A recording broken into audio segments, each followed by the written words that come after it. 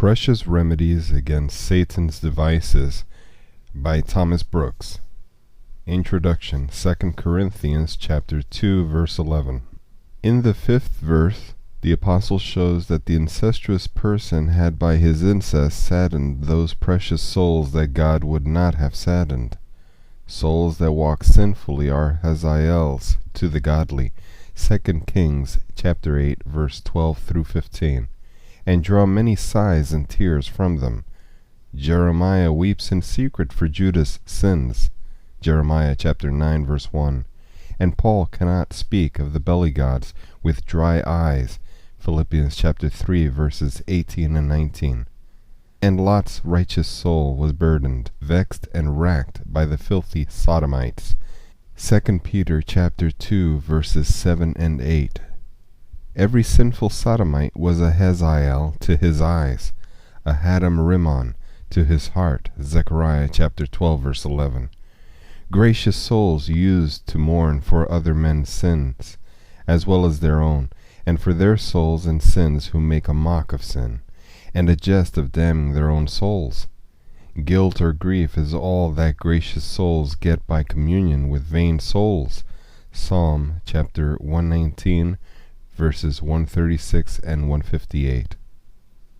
In the 6th verse, he shows that the punishment that was inflicted upon the incestuous person was sufficient, and therefore they should not refuse to receive him who had repented and sorrowed for his former faults and follies.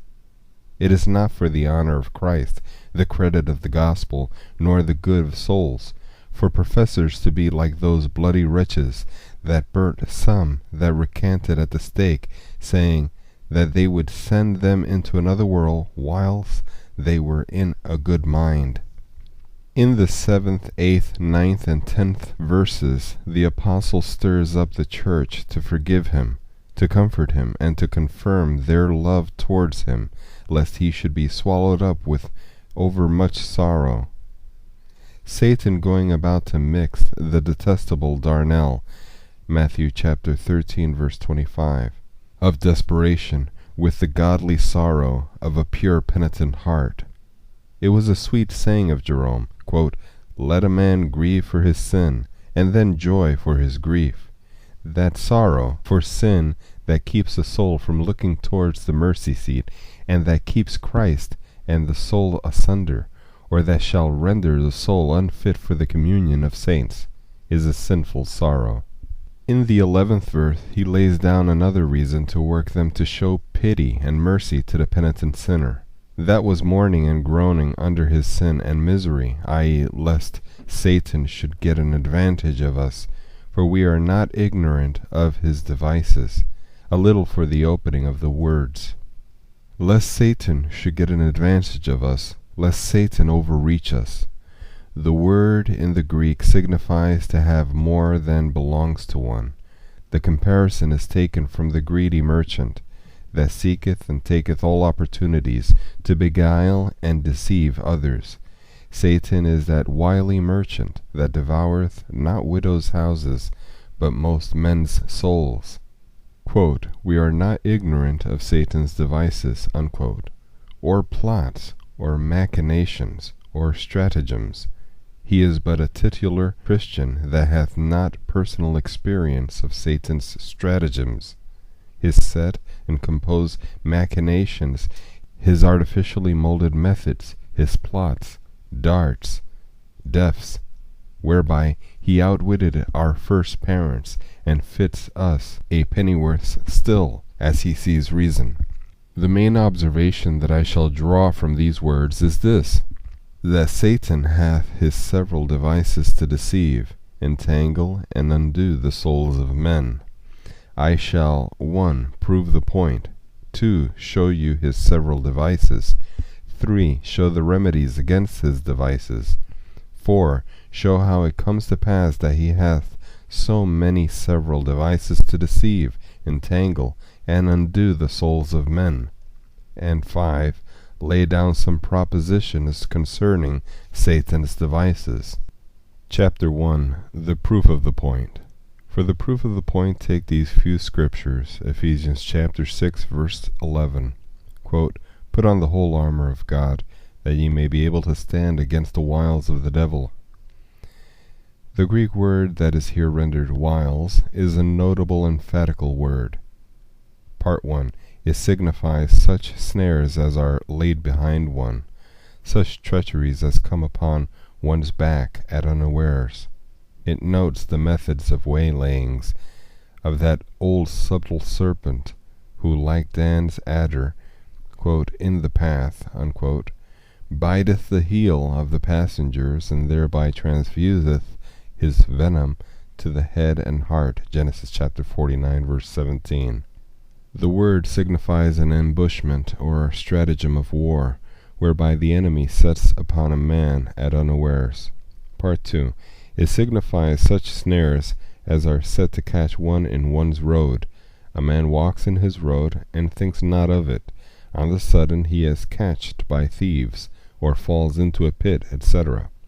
Part 3. It signifies such as are purposely, artificially, and craftily set for the taking the prey at the greatest advantage that can be. The Greek signifies properly a waylaying, a circumvention, or going about, as they do which seek after their prey.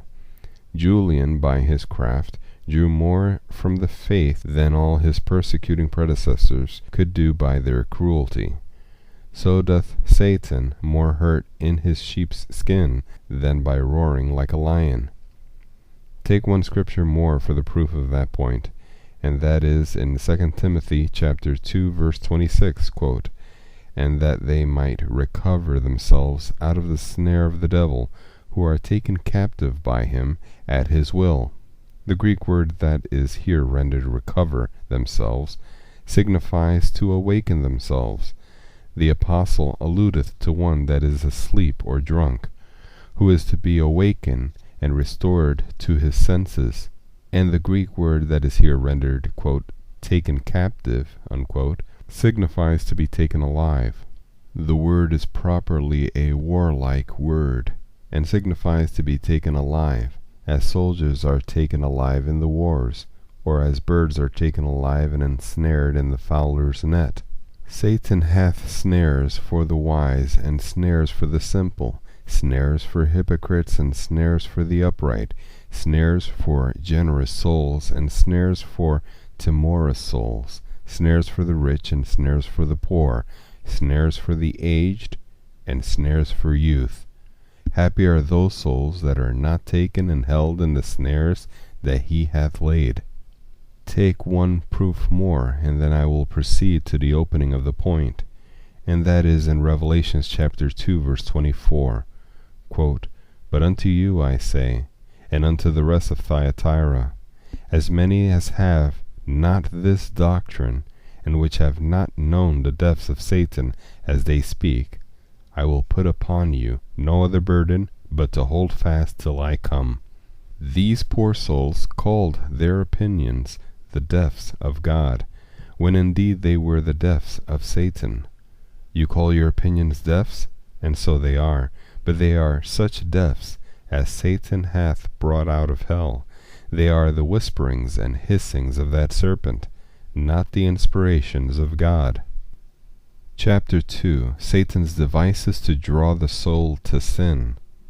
Now the second thing that I am to show you is his several devices, and herein I shall first show you the several devices that he hath to draw the soul to sin. I shall instance in these 12 which may bespeak our most serious consideration. Device 1. To present the bait and hide the hook. To present the golden cup and hide the poison.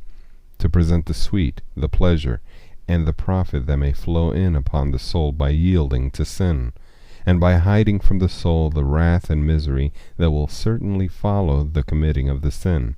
By this device he took our first parents, quote, and the serpent said unto the woman, Ye shall not surely die, for God doth know that in the day ye eat thereof, then your eyes shall be opened, and ye shall be as gods, knowing good and evil. Genesis chapter 3, verses 4 through 5. Your eyes shall be opened, and you shall be as gods. Here is the bait, the sweet, the pleasure, the profit. Oh, but he hides the hook, the shame, the wrath, and the loss that would certainly follow. There is an opening of the eyes of the mind to contemplation and joy, and there is an opening of the eyes of the body to shame and confusion. He promiseth them the former, but intends the latter, and so cheats them, giving them an apple in exchange for a paradise, as he deals by thousands nowadays. Satan with ease puts fallacies upon us by his golden baits, and then he leads us and leaves us in a fool's paradise. He promises the soul honor, pleasure, profit, but pays the soul with the greatest contempt, shame, and loss that can be. By a golden bait he labored to catch Christ, Matthew chapter 4, verses 8 and 9. He shows him the beauty and the bravery of a bewitching world, which doubtless would have taken many a cardinal heart. But here the devil's fire